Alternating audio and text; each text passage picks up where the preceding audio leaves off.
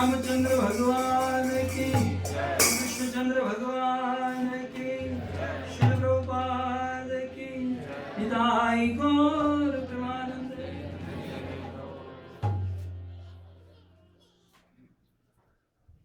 नमो विष्णुपादाय कृष्णप्रेष्ठाय भूतले श्रीमते भक्तिवेदांत स्वामिनिति नामिने।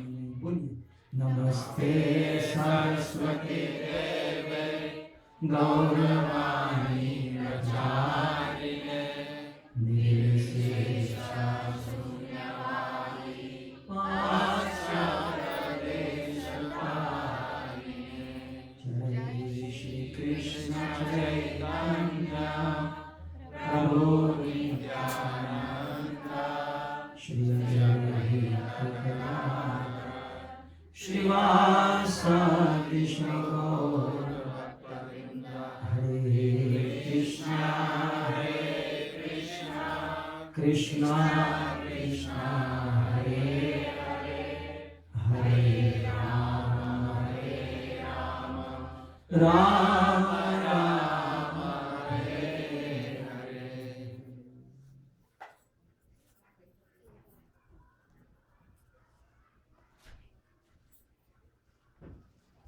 लोकाभिरामं रणरंगधीरं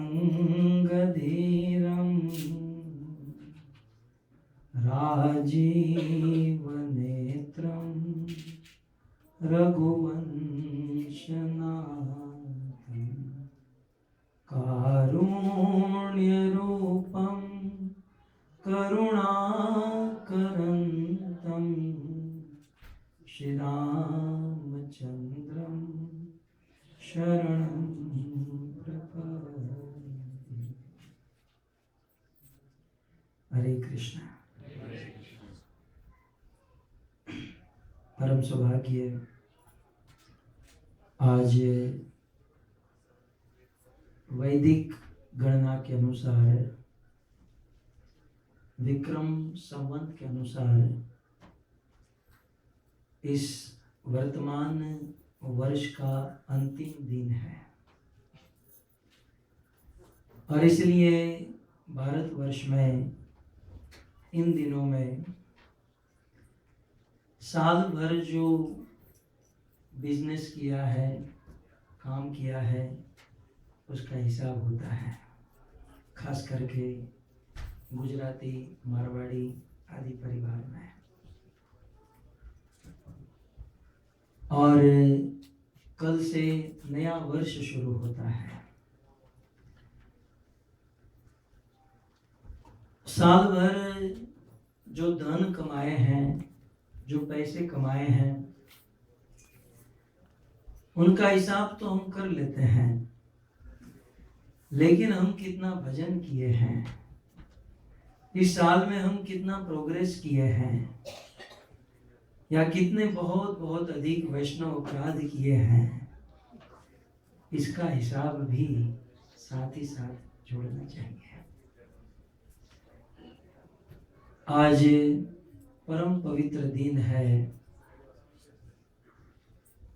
श्रीमान रामचंद्र प्रभु ने कहा था कि आप भगवान रामचंद्र के विषय में बताइएगा, और श्याम कुंड प्रभु ने कहा कि दामोदर लीला पर बोलेंगे। दोनों पक्के स्वार्थी हैं। इनका नाम रामचंद्र है तो रामचंद्र के बारे में बोलने को कहा, इनका नाम श्याम कुंड है तो श्याम सुंदर के बारे में कहा। खैर, ये आस्था है भगवान के प्रति। लेकिन मैं यहाँ पर बैठकर सोचा कि राम के बारे में बोलूंगा तो वो दोनों को बुरा लग जाएगा। यदि कृष्ण के बारे में कहा तो महाप्रभु को, राम को बुरा लग जाएगा। तो मेरे पास 45 मिनट है। मैं 15 मिनट दिवाली के अवसर पर राम के ऊपर, 15 मिनट चैतन्य महाप्रभु और 15 मिनट कृष्ण। ये ठीक रहेगा? किसी को बुरा नहीं लगेगा। हालांकि आप सब जानते हैं 15 मिनट बहुत कम है मेरे लिए, लेकिन फिर भी सागर को गागर में भरने का प्रयास करेंगे। आज के दिन की बहुत सुंदर महिमा है। आज वैसे बहुत सारी वस्तुएं हुई थी। आज ही के दिन ऐसा माना जाता है कि लक्ष्मी जी का प्राकट्य हुआ। आज ही के दिन भगवान वामन ने बलि महाराज से लक्ष्मी जी को मुक्त कराया। आज ही के दिन 12 वर्ष वनवास में बिताने के बाद पांडव अपने स्थान पर वापस आए थे। आज ही के दिन हमारे भारत में एक बहुत बड़ा धर्म है, जैन धर्म। जैन धर्म के अंतिम तीर्थंकर महावीर स्वामी का आज तिरुभाव दिन है। तो बहुत सारी वस्तुएं आज के दिन घटित हुई थी, लेकिन हमारे लिए जो उपाध्याय है, हम भक्तों की भक्ति बढ़ाने के लिए जो सबसे महत्वपूर्ण आज के दिन घटना घटी, वो है भगवान की दामोदर लीला और भगवान श्री रामचंद्र की अयोध्या में वापस आने की लीला। मैं पिछले 30 सालों से दिवाली के दिन वृंदावन में होता हूँ और इसी समय महावन में, गोकुल में, जहाँ उखल बंधन का स्थान है, वहाँ पर भक्तों के बीच में कीर्तन प्रवचन आदि करता हूँ और फिर रात को रावल में जाते हैं। लेकिन आज यहाँ अमेरिका में, न्यू जर्सी में, टोबाको मंदिर में हूँ, लेकिन हृदय से कहता हूँ कि मुझे 1% भी अफसोस नहीं है, क्योंकि जो माहौल मैं 30 साल से अनुभव करते आया हूँ, जिस माहौल का मैं 30 साल से ब्रज में बैठकर आनंद लेते आया हूँ, वही आनंद, वही सुख श्री प्रभुपाद की कृपा से इस्कॉन टोबाको के इस मंदिर में प्राप्त हो रहा है। क्योंकि मैंने दोनों पार्ट देखे, वहां के और यहाँ का, बहुत बड़ा आनंद। भक्तों, स्थान की महिमा तो है, परंतु सबसे महत्वपूर्ण है हमारा मन। यदि हम बहुत बहुत पैसे, टिकट आदि खर्च करके ब्रज में पहुंच भी गए, लेकिन ब्रज में जाकर यदि हमारा मन अमेरिका में है कि ये ब्रज में तो गंदगी है, यहाँ तो गटर है, ये तो ये है, हमारे अमेरिका में बहुत अच्छा है, वहाँ सफाई है। यदि हम शरीर से ब्रज में है लेकिन मन अमेरिका में है, तो कोई लाभ नहीं है। लेकिन चलो हो ना हो, हम अमेरिका में, शरीर अमेरिका में है, लेकिन मन यदि ब्रज में है तो 100% फल प्राप्त होता है। क्योंकि गीता में भगवान कृष्ण ने कहा, इंद्रियाणि प्राण्याहु इंद्रियेभ्य परमं मनः, मनसस्तु परा बुद्धि, ये बुद्धि परतस्तु सः। आप इंद्रियों से जो काम करते हो उससे अधिक श्रेष्ठ है बुद्धि से काम करना, और उससे भी अधिक श्रेष्ठ है मन से काम करना। इंद्रियों से जो कार्य किए उसका जो फल मिलता है, और मन से जो कार्य किए उसका जो फल मिलता है, वो इंद्रियों के कार्य से हजारों गुना अधिक है मन से कार्य करना। तो हम सब यहाँ पर बैठे हैं और दामोदर आरती चल रही थी, दामोदर अष्टकम, दीपदान। तो ये ब्रज से कम नहीं, हमारा मन स्वाभाविक ब्रज में चला जाता है और यहाँ बैठकर ही हम ब्रज में उपस्थित हैं और उतना लाभ प्राप्त कर सकते हैं। तो आइए राम के विषय में, अब राम की 5 मिनट खा गया मैं। भगवान रामचंद्र के विषय में थोड़ा सा हम सुने। भगवान श्री रामचंद्र को 14 वर्ष का वनवास मिला था। माँ कैकेयी ने 14 वर्ष वनवास दिया था। लीला का एक पहलू यह है कि कैकेयी ने राम को वनवास दिया, लेकिन लीला का दूसरा पहलू आप देखिए कि वास्तव में जगत की दृष्टि से कई को बहुत गालियां दी गई, बहुत बुरा कहा गया। आज तक लोगों ने अपनी बेटी के नाम बहुत बहुत रखे, लेकिन कई नाम किसी ने नहीं रखा। मुझे एक नाम दिखा दीजिए। इतना नाम बिगड़ा हुआ है माँ कई का। लेकिन आज दिवाली के दिन मैंने आचार्यों से सुना है, आज दिवाली के दिन भगवान रामचंद्र ने ये सीक्रेट जो था वो खोल दिया। जैसे ही भगवान रामचंद्र रावण का वध किए दशहरा के दिन, और लंका से वापस लौटना था, पुष्पक विमान बनाकर उस पर बैठकर वापस लौट रहे थे। राम के भाई भरत ने कहा था कि 14 वर्ष से 1 घंटा भी यदि अधिक हुआ तो आप मेरी लाश को पाओगे।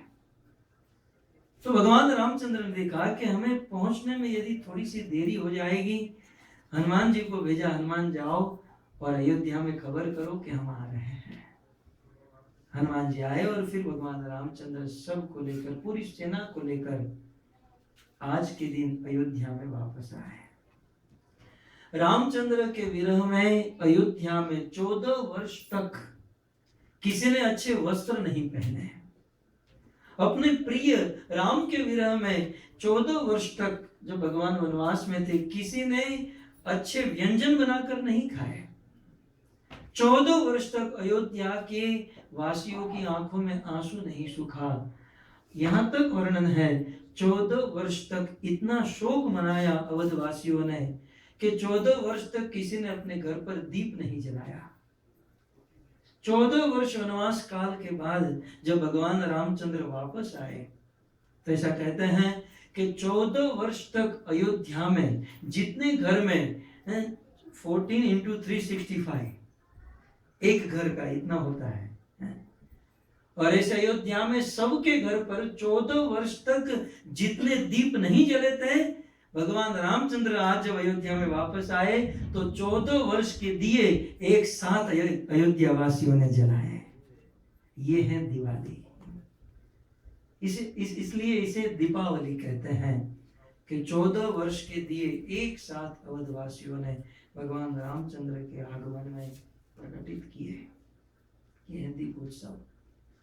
और भगवान रामचंद्र जैसे ही अयोध्या में आए, सीखने जैसी बात, भगवान राम सबसे पहले कैकेयी के कमरे में गए। अयोध्या में प्रवेश करके भगवान रामचंद्र अपनी माताओं में, वैसे अपनी जननी, जन्म देने वाली कौशल्या थी और सुमित्रा भी बहुत अधिक प्रेम करती थी कि लक्ष्मण को उनके साथ भेजा, लेकिन कैकेयी ने तो वनवास दिया था।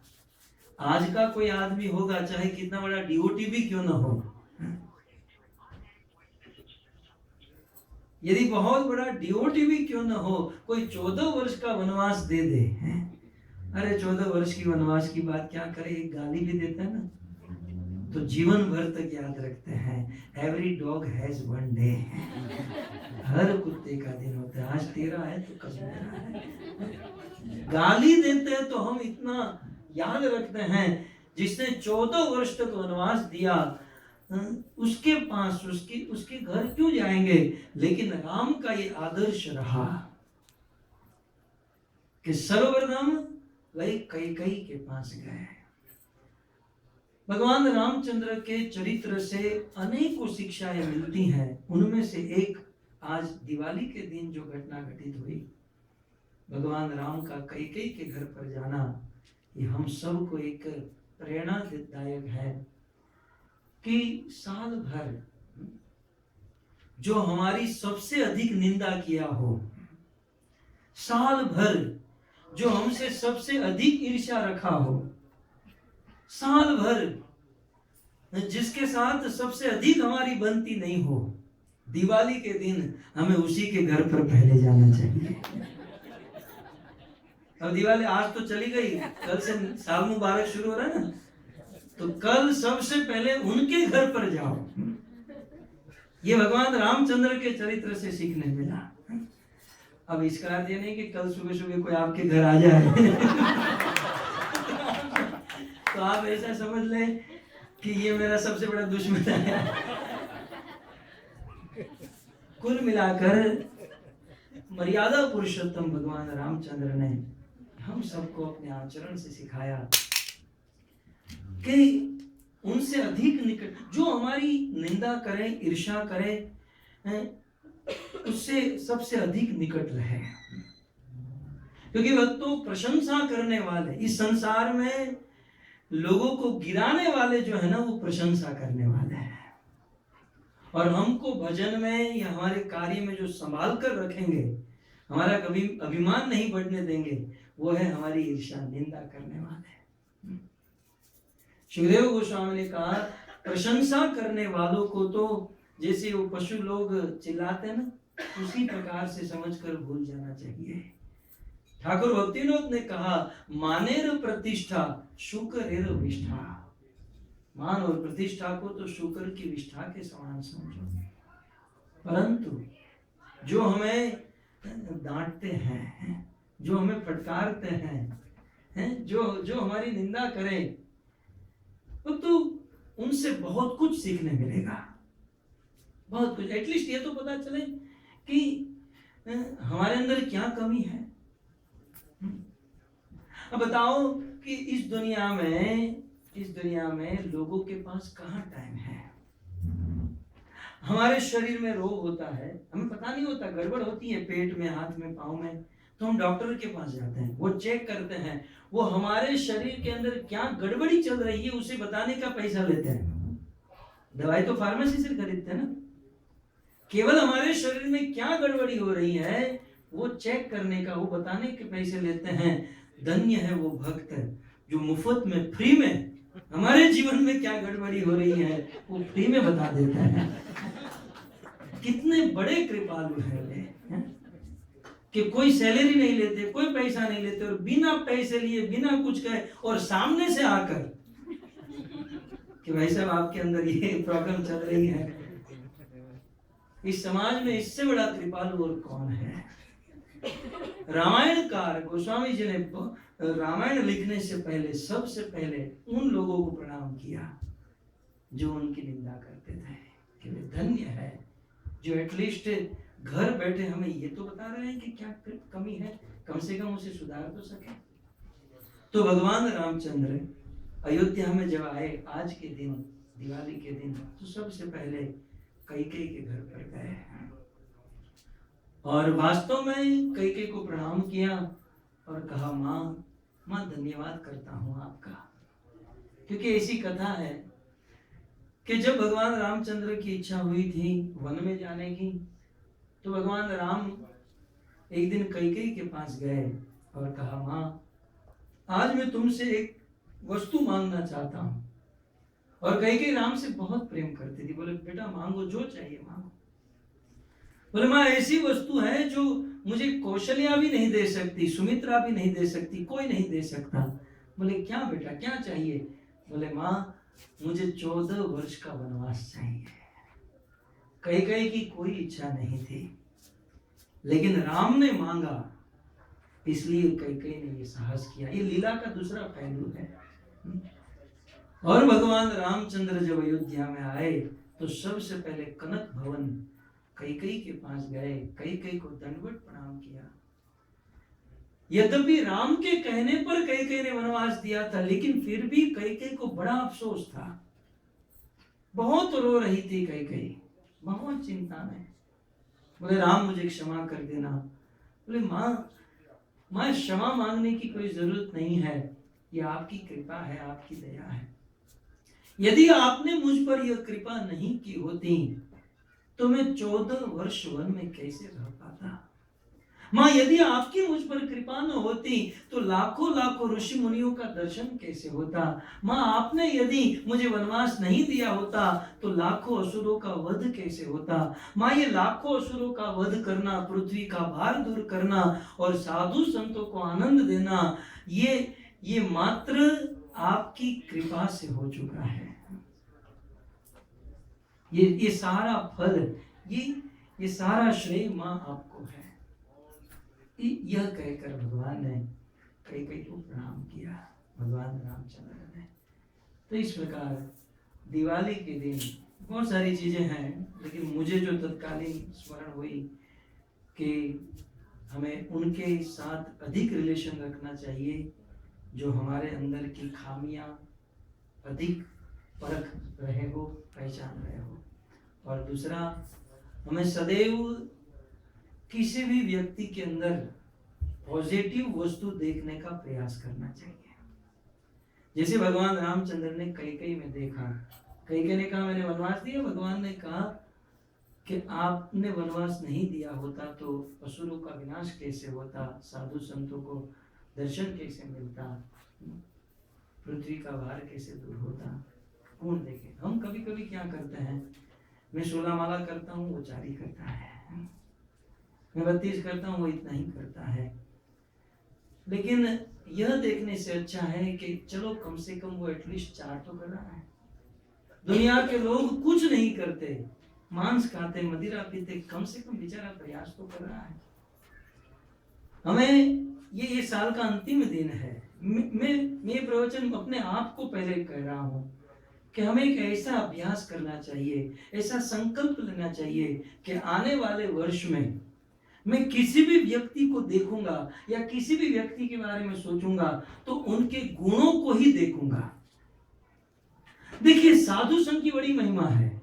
साधु संघ सर्वशास्त्र का, और हम लोग कितना साधु संघ किए, लेकिन परिवर्तन क्या हुआ? गड़बड़ क्या है जानते हैं?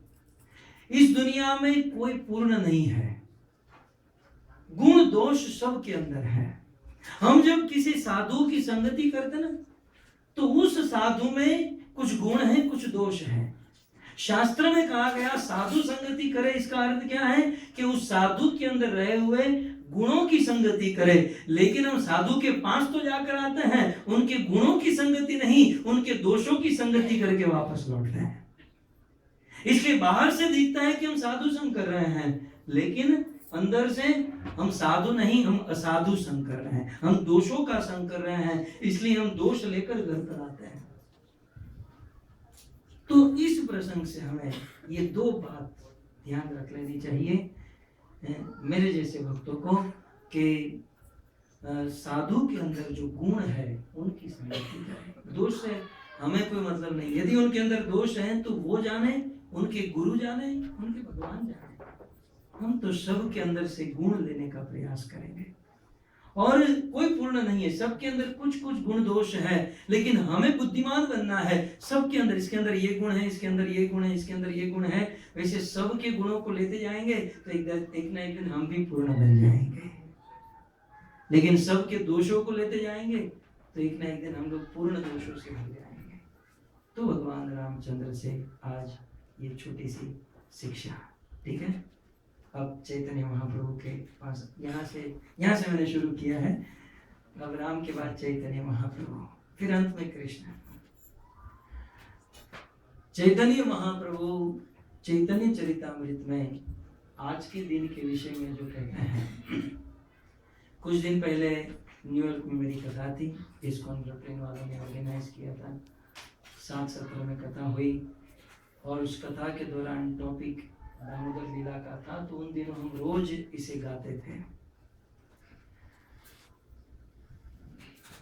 मोर, चैतन्य महाप्रभु के शब्द हैं, सुनिए। मोर पुत्र मोर सखा मोर प्राणपति, मोर पुत्र, आप गा सकते हैं। मोर सखा मोर प्राणपति, एई भावे करे जेई मोर शुद्ध भक्ति, एई भावे करे जेई मोर शुद्ध भक्ति, एई भावे करे जेई मोर शुद्ध भक्ति, एई भावे करे मोर शुद्ध माता मोरे पुत्र भावे करे न बंधन माता भाव से पुत्र भावे करे न बंधन माता मोरे पुत्र भावे करे न बंधन मोरे पुत्र भावे करे न बंधन अतिहीन ज्ञाने करे लालन पालन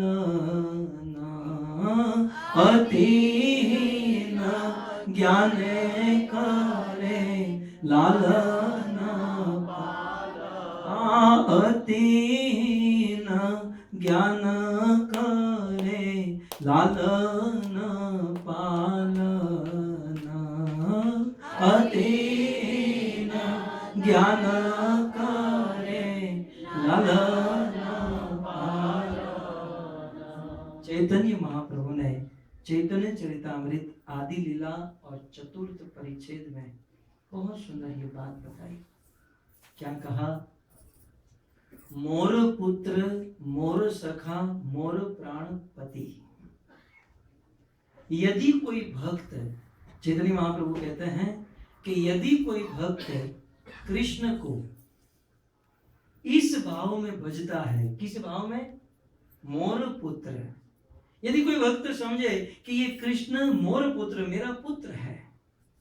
मोर सखा, यदि कोई भक्त ऐसा समझे कि ये कृष्ण मेरा सखा है, या यदि कोई ऐसा भक्त समझे कि कृष्ण मोर प्राणपति, कि ये मेरे प्राणपति है, मोर पुत्र मोर सखा मोर प्राणपति, कृष्ण को अपना पुत्र समझकर, सखा समझकर या अपना प्राण प्रियतम समझकर जो भजन करता है उसकी भक्ति कैसी मानी जाएगी? यही भावे करे जई मोर शुद्ध भक्ति।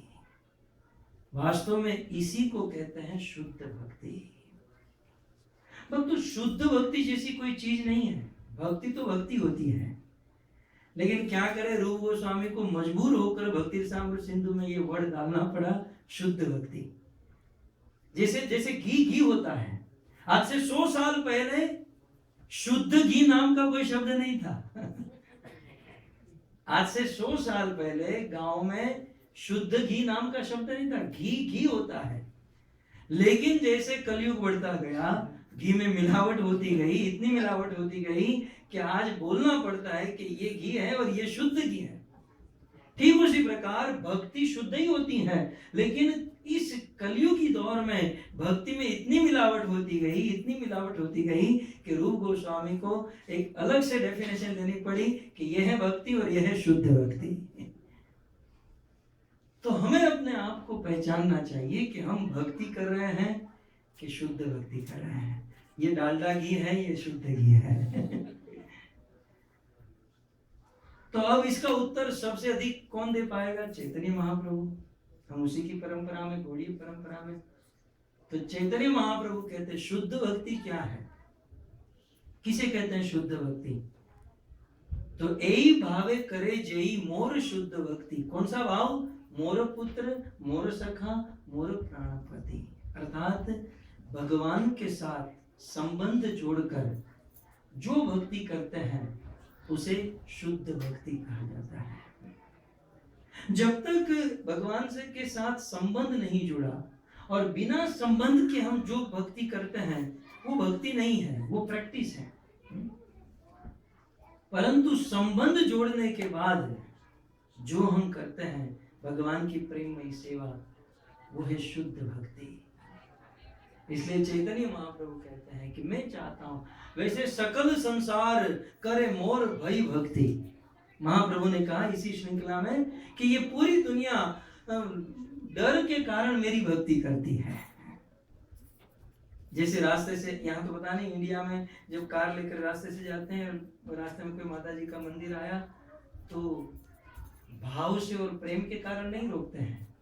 बोले बीच में मंदिर है, नहीं रोका तो आगे एक्सीडेंट हो जाएगा, इसलिए रोक कर गाड़ी में बैठ कर ही ऐसे ऐसे कर लेते हैं, माथा टेक लेते हैं। भाई भक्ति, या मैं भक्ति नहीं करूंगा तो नरक में जाना पड़ेगा, भक्ति नहीं करूंगा तो मेरा बिजनेस ठीक से नहीं चलेगा, मेरी जॉब चली जाएगी, तो सकल संसार करे मोर भाई भक्ति। महाप्रभु कहते हैं कि ये सब मेरी भाई भक्ति करते हैं, लेकिन मैं उससे इतना प्रसन्न नहीं होता हूं। महाप्रभु कहते हैं कि मैं चाहता हूं, या कृष्ण चाहते हैं कि हम उसके साथ संबंध जोड़े, फिर चाहे वो वात्सल्य का संबंध हो, चाहे वह माधुर्य का हो, चाहे वो साक्ष्य संबंध हो, भगवान चाहते हैं। इसलिए भगवान के साथ संबंध जोड़कर उनकी सेवा आगे बढ़ानी चाहिए। तो आज दिवाली का दिन है, जिसका संबंध हो चुका है भगवान के साथ, जो भगवान को अपना कुछ ना कुछ मान चुके हैं, वो ठीक है, वो अपना संबंध दृढ़ करें। और जो नहीं माने हैं मेरे जैसे, तो आज से कोई एक संबंध जोड़े, और कल नया साल है तो कल से उस संबंध के अनुसार भगवान के साथ व्यवहार शुरू करें। यदि माधुर्य संबंध है तो जैसे एक पत्नी अपने पति की सेवा करती है, वैसे भगवान को उस भाव में सेवा करे। यदि कोई साक्ष्य संबंध है तो उस भाव में करे। दास्य है तो जैसे एक दास है, जैसे एक नौकर अपने मालिक, अपने स्वामी की सेवा करता है, उस प्रकार से उस भाव में सेवा करे। सेवा तो करते हैं, सेवा सब लोग करते हैं, लेकिन संबंध जोड़कर सेवा करने से शुद्ध भक्ति कही जाती है। समझ रहे ना मेरी बात? साधारण दृष्टांत दे दूं, कभी कभी हमारे छोटे छोटे बच्चे गोद में होते हैं, बच्चे हो या पोते हो, और भगवान का दर्शन हम करते हैं। उस समय ईमानदारी से अपने हृदय को अपने दिल पर हाथ रखकर पूछिए कि भगवान की ओर अधिक दृष्टि है कि वो बेटे की ओर अधिक दृष्टि है। गोद में हमारा बेटा है और सामने भगवान है, भगवान के सामने खड़े हैं, प्रार्थना भी कर रहे हैं, स्तुति भी कर रहे हैं, लेकिन दिल से यदि पूछा जाए तो भगवान से अधिक दृष्टि अपने बेटे में है। आए हैं मंदिर में, सब कुछ छोड़कर भगवान के लिए आए हैं, लेकिन फिर भी हमारी दृष्टि हमारे पुत्र में अधिक है। कारण क्या है? कारण कि वो जो हमारे गोद में है उसके साथ हमारा रिलेशन है, संबंध है, और सामने जो खड़ा है उसके साथ कोई रिलेशन नहीं है। तो रिलेशन नहीं होने के कारण वो प्रेम, वो भाव उत्पन्न नहीं होता है। इसलिए भगवान से रिलेशन जोड़े, संबंध जोड़े। गुरु का यही कार्य है। चैतन्य महाप्रभु ने कहा, अमार आज्ञा है तार यही देश, मेरी आज्ञा है सब गुरु बनो। गुरु बनकर करना क्या है? भगवान के साथ संबंध जुड़ाना। और भगवान के साथ संबंध जोड़ना कोई नई चीज नहीं है, या कोई मुश्किल चीज नहीं है। भगवान के साथ हम सबका ऑलरेडी संबंध है, क्योंकि हमारे शरीर को जन्म देने वाले हमारे माता पिता हो सकते हैं, लेकिन आत्मा को जन्म देने वाला कौन? एकमात्र परमात्मा है। परमात्मा ने आत्मा को जन्म दिया, इसलिए परमात्मा का आत्मा के साथ कुछ संबंध है, रिलेशन है, कोई ना कोई संबंध है। नित्य सिद्ध कृष्ण प्रेम, ये नित्य सिद्ध हमारा संबंध है, लेकिन वर्तमान में हम उसे भूल चुके हैं। तो उस संबंध को हमें पुनः स्थापित करना चाहिए। और वो कब होगा? श्रवण आदि शुद्ध चित्ते करी उदय। श्रवण और कीर्तन करने से वो संबंध उत्पन्न होगा, लेकिन वो जब तक उत्पन्न ना हो तब तक कोई ना कोई संबंध जोड़ लेना चाहिए, कोई ना कोई संबंध। जो भी संबंध अच्छा लगे भगवान के साथ, वो संबंध हमें जोड़ लेना चाहिए।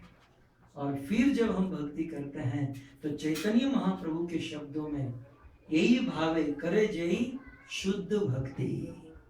शुद्ध भक्ति है, अन्यथा ओनली प्रैक्टिस है। तो इस प्रकार से महाप्रभु की एक बात में बीच में रामचंद्र की बात हो गई, भगवान रामचंद्र की, चैतन्य महाप्रभु की। अब 10-12 मिनट है, तो भगवान कृष्ण की बात कर लेते हैं, शाम को उन लोगों को प्रसन्न कर लेते हैं। तो भगवान कृष्ण आज के दिन, हम वैष्णव जगत में आज सबसे बड़ा दिन है, क्योंकि आज के दिन भगवान की एक बहुत बड़ी लीला हुई, दामोदर लीला। कृष्ण की अनेकों लीला है, लेकिन सभी लीलाओं में सबसे अधिक माधुर्य भगवान का इस दामोदर लीला में प्रस्तुत हुआ है। बहुत सुंदर इस लीला में भगवान ने, मैंने कथा की उसमें दामोदर लीला के 12 कारण बताए थे। भगवान ने सोचा कि मुझे बंधना है, क्यों भगवान ने दामोदर लीला की, इसके पीछे 12 कारण आचार्यों ने दिए हैं। कि कृष्ण ने सोचा कि मैं दुनिया को बांध कर बैठा हूं। कृष्ण ने अपने धाम में बैठ कर सोचा कि यार पूरे जगत को मैंने बांध रखा है। कैसे? ओतम पोतम पटवधत्र विश्वम, जैसे किसी बैल के नाक में रस्सी होती है और उसका स्वामी जैसे खींचता है तो खड़ा रह जाता है, लेफ्ट में खींचता है तो लेफ्ट, दाई बाजू बाई बाजू, वैसे माया रूपी रस्सी से भगवान ने संसार के सभी जीवों को बांध कर रखा है। भगवान ने सोचा कि मैंने पूरी दुनिया को बांध कर रखा है, एक बार मुझे भी बंधना चाहिए, क्योंकि ये बंधन कैसा होता है थोड़ा मुझे भी देखना चाहिए, क्योंकि घायल की गति घायल जाने है। तो केवट का प्रसंग आप जानते हैं ना। केवट एक तो पार करा नहीं रहा था और भगवान रामचंद्र के चरण को धोया और बड़ी मुश्किल से नौका में बिठाया। नौका में तो बिठाया, लेकिन नौका चलाने लगा, सीधे सीधे चलाया होता तो 5 मिनट में गंगा पार हो जाती। लेकिन भगवान के भक्त बहुत टेढ़े होते हैं। ये टेढ़े की सेवा कर करके, भगवान कृष्ण टेढ़े हैं तो भक्त भी टेढ़े हो जाते हैं। वैसे तो इनका सब कुछ टेढ़ा है। ये जहाँ रहते हैं गोकुल की गलियां भी टेढ़ी हैं। ये जिस यमुना का में स्नान और पान करते हैं, यमुना भी टेढ़ी है। ये जिस ब्रजवासियों के बीच में रहते, ब्रजवासी भी टेढ़े हैं। कभी ब्रजवासी के साथ पाला पड़ जाए तो पता चले। उनका सब कुछ टेढ़ा है। भक्त भी टेढ़े हैं। केवट सीधे सीधे गया होता तो नौका गंगा पार हो जाती, लेकिन ये क्या बताए, हमारे भारत के, गुजरात के, अहमदाबाद के रिक्शा वाले की तरह नौका चलाने लगा। आप यदि अहमदाबाद में जाओ और रिक्शा वाले को पता चले कि ये नया बंदा है, तो आपको पूरा अहमदाबाद घुमा घुमा के फिर डेस्टिनेशन पर लेकर जाएगा और फिर कहेगा 500 का बिल हुआ है। होगा सीधा 10 मिनट का रास्ता, लेकिन घुमाएगा। केवट भी उसी प्रकार करने लगा और लक्ष्मण क्रोधित हुए, बार बार बाण निकाल रहे थे। राम ने शांत किया, लक्ष्मण खून खराबा ठीक नहीं है। फिर राम ने कहा, जब जा नहीं पाए, कहा केवट अब हम थक गए हैं, पार करा दो। ये इधर चक्कर मरवा रहे हो, ये चक्कर मार मार के थक गए हैं। तब केवट ने कहा बस 2-5 चक्कर में थक गए। मैं आपको एहसास कराना चाहता था कि हम लोग 84 लाख के चक्कर में फंसे हुए हैं और आप 2-5 चक्कर में थक गए। ये चक्कर कितने मुश्किल होते हैं। ठीक उसी प्रकार भगवान ने देखा दुनिया को बंधन में बांधा है, तो मैं भी एक बार बंध जाऊं।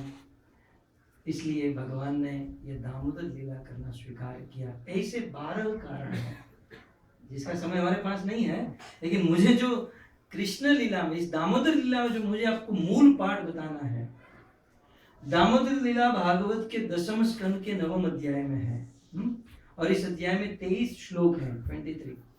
और उसमें एक श्लोक मेरी दृष्टि से, मुझे ऐसा लगता है, 15 सालों से भागवत पढ़ रहा हूँ, गा रहा हूँ, पूरे भागवत का यदि कोई सार श्लोक है, मुझे पूछा जाए कोई एसेंस क्या है भागवत का, तो दामोदर लीला में 10वें स्कंद के 9वें अध्याय का जिस श्लोक में यशोदा ने कृष्ण को बांधा, जिस श्लोक में कृष्ण बंधे, मेरी दृष्टि से भागवत का पूरा सार गर्भित श्लोक है।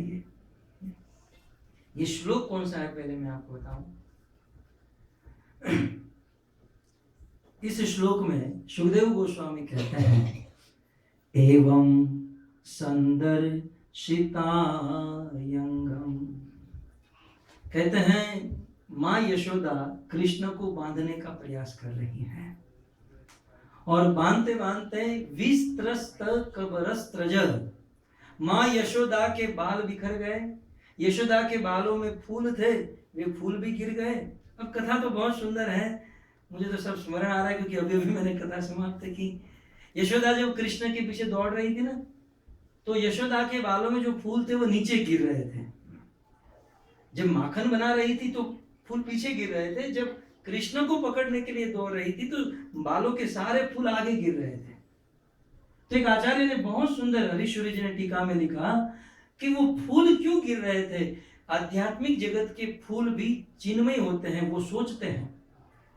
उस यशोदा के मस्तक के बालों के फूलों ने सोचा कि आज मां कृष्ण को पकड़ रही है, आज एक भक्त भगवान को पकड़ रहा है और संकल्प लेकर के पकड़ कर रहूंगा। जो भक्त अपना सारा काम छोड़कर कृष्ण को पकड़ने के लिए प्रयास करता है, मेहनत करता है और कृष्ण के पीछे दौड़ता है 24 घंटा, उस भक्त के मार्ग को फूलों से सजा देना चाहिए। यह सोचकर यशोदा के बाल के सारे फूल यशोदा के आगे गिर गए। उन फूलों ने हम भक्तों को यह शिक्षा दी कि जो भक्त जिनका जीवन, जैसे हम सुबह नाम अपराध में लेते ना, कि जिन्होंने अपना पूरा जीवन कृष्ण प्रचार में, भजन में समर्पित किया हो, उनका अपराध तो नहीं करना चाहिए, तो रोज सुबह बोलते हैं, लेकिन साथ ही साथ इस लीला से यह पता चलता है कि उनका मार्ग फूलों से सजा देना चाहिए, अर्थात उनका आदर, उनकी सेवा आदि करनी चाहिए। और बाल बिखर गए, वस्त्रों का कोई ज्ञान नहीं रहा। विस्त्रस्त, विस्त्र माने सारे वस्त्र ढीले पड़ गए, बाल बिखर गए। और स्वमातु स्विन्न गात्राया, और माता के शरीर में बहुत पसीना होने लगा। स्वमातु स्विन्न गात्राया विस्त्रस्त कबरस्त्रज। अब मैं आपको याद कराऊं कि ये घटना दिवाली के दिन की है। दिवाली के दिन भारत में दिवाली नवंबर में होती है, अक्टूबर में होती है। भारत में नवंबर दिसंबर में ठंड शुरू हो जाती है, और खास करके हमारे ब्रज में, वृंदावन में बहुत ठंड होती है। अभी धीरे धीरे कम होने लगा है, लेकिन 5000 वर्ष पहले बहुत ठंड नवंबर दिसंबर में दिवाली के दिन। मुझे जो आपका ध्यान केंद्रित करना है कि दिवाली का दिन था, बहुत ठंड का दिन था, और उस ठंड के दिन में यशोदा की स्थिति का वर्णन भागवत में क्या हुआ। स्वमातु स्विन्न गात्राया, यशोदा मैया पसीने से लथपथ हो गई। साथ ही साथ विस्त्र कबरस्त्रज, उनकी साड़ी का कोई ज्ञान नहीं रहा, बालों का कोई ज्ञान नहीं रहा, और फूल गिर गए, कोई ज्ञान नहीं रहा। जब भगवान कृष्ण ने देखा, क्योंकि ये तो बंद ही नहीं रहे थे, यशोदा बहुत उनके पीछे भाग रही थी, हाथों में आ गए तो वो 2 उंगली का चक्कर था, कि वो गांठ लगी नहीं रही थी, तो बहुत प्रयास किया, बंद नहीं रहे थे। जब कृष्ण ने यशोदा की ओर देखा तो उन्होंने, कृष्ण ने देखा, दृष्टवा परिश्रमम कृष्ण, श्लोक क्या है, स्वमातु स्विन्न गात्राया विस्त्र कबरस्त्रज दृष्टवा परिश्रमम कृष्ण। कृष्ण ने देखा, कृष्ण परिश्रमम दृष्टवा, कृष्ण ने देखा कि मेरी माँ इतना परिश्रम कर रही है। कृष्ण परिश्रमम दृष्टवा, कृष्ण ने अपनी माँ का परिश्रम देखा। क्या परिश्रम था, इतनी ठंड में पसीना हो जाना, बाल बिखर जाना, वस्त्रों का कोई ज्ञान न रखना। माँ यशोदा के कृष्ण को पकड़ने का परिश्रम कृष्ण ने देखा। दृष्टवा परिश्रमम कृष्ण, कृष्ण ने क्या देखा, परिश्रम देखा, और फिर क्या हुआ, कृपया आसीत स्वबंधने, यशोदा का परिश्रम देखा, और उस परिश्रम को देखकर कृपया आसीत, कृष्ण के हृदय में कृपा शक्ति उत्पन्न हुई। ऐसी कृपा उत्पन्न हुई कि कृष्ण यशोदा के बंधन में बंध गए।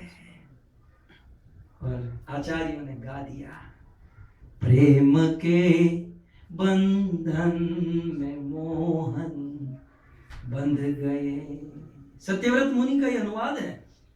सत्यव्रत मुनि ने कहा कि धोखा मत खा जाना, ये दामोदर कोई रस्सी से नहीं बंधे हैं, रस्सी के बंधन में नहीं है। रस्सी रस्सा कहां बांध सकता है भगवान को? दिखने में रस्सी है, तत्व से यदि देखा जाए तो हमारे श्याम सुंदर कृष्ण प्रेम के बंधन में बंधे हैं।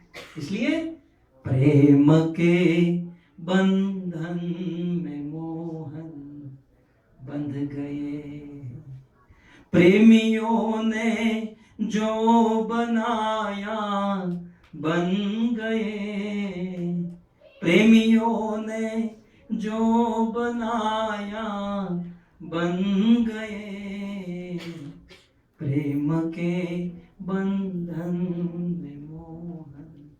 वे दृष्टांत देता है, जान मीरा की न राणा ले सका, जान मीरा की न राणा ले सका, जहर भेजे थे वो अमृत बन गए। राणा ने जहर भेजा था मीरा जैसी भक्ता को मारने के लिए, लेकिन कृष्ण ने उस जहर को अमृत बना दिया। कारण प्रेम के बंधन में मोह बंध गए, क्योंकि भगवान को, मीरा ने कृष्ण को प्रेम के बंधन में बांध लिया था। भक्त नरसिंह भक्त का तुमने भरा, भक्त नरसिंह भक्त का तुमने भरा, वृंदावन के सेठ श्यामल बन गए।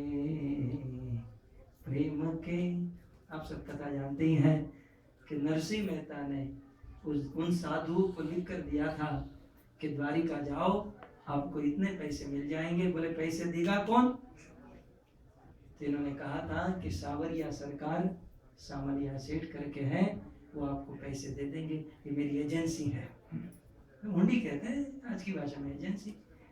तो ये तो गए साधु लोग द्वारिका में, बोले सामरिया सेठ की एजेंसी कहाँ है, दुकान कहाँ है? दुकान कोई जगह दुकान नहीं, क्योंकि नरसिंह ने तो भगवान से विश्वास रख कर कहा था। तो बोले वो झूठ तो नहीं बोला, क्या हुआ? तब तक तो भगवान द्वारिकाधीश सावरिया सरकार बनकर पैसों की बोरी लेकर उन साधुओं के पास आए, पसीने से लथपथ। बोले क्षमा कर दीजिएगा, मुझे आने में देरी हुई है, नरसिंह ने जो आपको हुंडी लिख कर दी है ये मैं ही हूँ, ये आप रख लीजिए। साक्षात भगवान प्रेम के बंधन में बंधे हैं। तो आज वही कृष्ण यशोदा के रस्सी के नहीं, प्रेम के बंधन में बन गए। महत्वपूर्ण शिक्षा मेरे जैसे भक्तों के लिए कि हम सब लोग भक्ति के मार्ग में हैं, और इस भक्ति के मार्ग में भगवान को बांधने का प्रयास कर रहे हैं। बांधना माने भगवान को प्राप्त करना, भगवान को पकड़ना, ये भगवान को बांधने के बराबर है।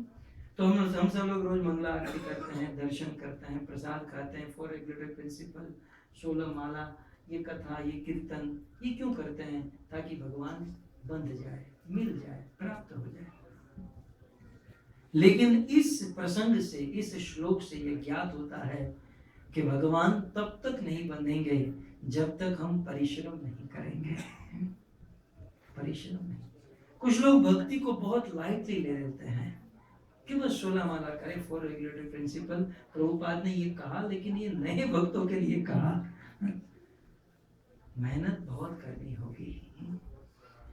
कितनी मेहनत? तो भागवत का ये श्लोक, दृष्टवा परिश्रमम कृष्ण, कृष्ण ने यशोदा का परिश्रम देखा, शरीर का कोई ज्ञान नहीं, वस्त्रों का कोई ज्ञान नहीं, और उस परिश्रम को देखकर भगवान उनके वश में हो गए। मुझे आपसे यही कहना है कि हमें परिश्रम करना चाहिए, मेहनत करनी चाहिए। और देखिए, नंबर, भगवान यशोदा के नंबर से प्रसन्न नहीं हुए। कई बार हम लोग नंबर के बड़े चक्कर में रहते हैं। मैं तो 32 करती हूँ, वो तो 16 ही करती है। मैं तो 64 करता हूँ, वो तो इतना ही करता है। कई बार हम लोग नंबर के चक्कर में रहते हैं, उसने इतना बुक डिस्ट्रीब्यूशन किया तो इसने तो इतना ही किया। ठीक है, उत्साह के लिए, लेकिन याद रहे भगवान नंबर नहीं देखते। 16 तो करनी है एटलीस्ट, कम से कम। भगवान प्रयास देखते हैं। मैं पूरा दिन फ्री बैठा हूं और मैं 16 माला आसानी से कर लेता हूं, लेकिन आप में से कोई ऐसा व्यक्ति है जो बहुत बिजी है, अपने पूर्व जन्म के कर्मवश बहुत जगह पर लगा हुआ है, स्ट्रगल कर रहा है, और 4 माला मुश्किल से वह जाप करता है। मेरी 16 माला आसानी से हो जाती है क्योंकि मेरे पास टाइम है, लेकिन किसी एक व्यक्ति के पास समय नहीं है और मुश्किल से वो 4 माला कंप्लीट करता है, तो भगवान मेरी 16 माला से अधिक उनकी 4 माला पर अधिक प्रसन्न होंगे, क्योंकि उसने अधिक प्रयास किया है। मैंने कहा मेरे पास जो सुविधा है उसमें मुझे 32 करनी चाहिए, 64 करनी चाहिए, लेकिन उनकी तो 4 माला से प्रसन्न है क्योंकि उसका प्रयास अधिक है। मैं 16 करके भी कम प्रयास कर रहा हूं और वो 4 करके भी अधिक प्रयास कर रहा है। और मेरे कृष्ण प्रयास देखते हैं, याद रहे, वो प्रयास देखते हैं। इसलिए हमें भी, हम भक्तों को भी बड़े नंबर के चक्कर में नहीं रहना चाहिए कि फलाना भक्त इतना करता है, वो इतना करता है। वो प्रयास कितना करता है, ये महत्वपूर्ण है। दृष्टवा परिश्रमम कृष्ण, कृष्ण परिश्रमम दृष्टवा। और प्रयास में 3 चीज होनी चाहिए। एक तो प्रयास होना चाहिए, और दूसरा शास्त्रों के अनुसार प्रयास होना चाहिए, और तीसरा गुरु के मार्गदर्शन में प्रयास होना चाहिए। नहीं तो कुछ लोग प्रयास तो करते हैं लेकिन अपने मन बुद्धि से जो चाहा वो कर लिया, इससे भी भगवान हाथों में नहीं आएंगे। तो आज के दिन ये महत्वपूर्ण बात है कि आज इस दामोदर लीला के दिन जो भगवान बने हैं, बनने का कारण है प्रयास। हम सबको खूब प्रयास करना चाहिए। जैसे नए साल में हम सोचते हैं कि इस साल में हमने इतना पैसा कमाया, अब ये टारगेट है, हम अगले साल इतना अधिक कमाएंगे, हर साल बढ़ाते जाते हैं। वैसे हमारा भजन भी, इस साल हमने इतना प्रयास किया, अगले साल हम भजन में अधिक प्रयास करेंगे। तो आप लोग करोगे प्रयास? पक्का? ठीक है। तो श्याम कुंड प्रभु ने प्रवचन के पहले जो अनाउंसमेंट किया कि जो मंदिर में जो घट रहा है वो आज के दिन पूर्ण हो जाना चाहिए। मैं फिर से श्याम कुंड प्रभु को कहता हूँ, आप माइक लीजिए, अनाउंसमेंट कीजिए। हम सब लोग मिलकर ये जो आगंतुक प्रयास है इसे हम पूर्ण करेंगे। दिवाली की आप सबको शुभकामना, नए साल की शुभकामना। बहुत अच्छे अच्छे दिन आ रहे हैं, भाई दूज आ रही है, गोपाष्टमी आएगी, तुलसी विवाह, प्रभुपाद फेस्टिवल, बहुत सारे दिन आ रहे हैं। तो ये सब उत्सव के दिन हैं। इन सब उत्सवों के दिन में मंदिर में आते रहिए और अधिक से अधिक भजन कीजिए और अपने जीवन को धन्य बनाइए। आज इस दिवाली के दिन आपने, मंदिर मैनेजमेंट ने मुझे यहाँ पर कुछ बोलने का अवसर दिया। आप सबका धन्यवाद। Thank you very much.